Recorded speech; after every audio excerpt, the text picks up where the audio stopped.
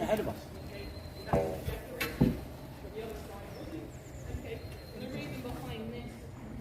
So this bridge just ahead of us is the Wren Bridge, built in 1711. It's had a few names in its time, you know, a few nicknames. Stone Bridge, Kitchen Bridge, Castle Bridge. Yeah. Although the most common name amongst punters is the Concussion Bridge. I'm sure we can see why this is the lowest archway on the river. If I was a punter who was showing off or just in general not paying attention, I would get put in my place by some 300-year-old brick.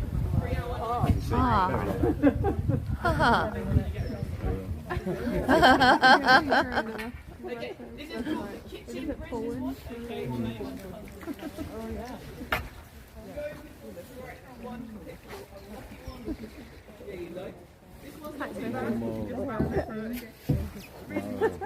How deep is the river?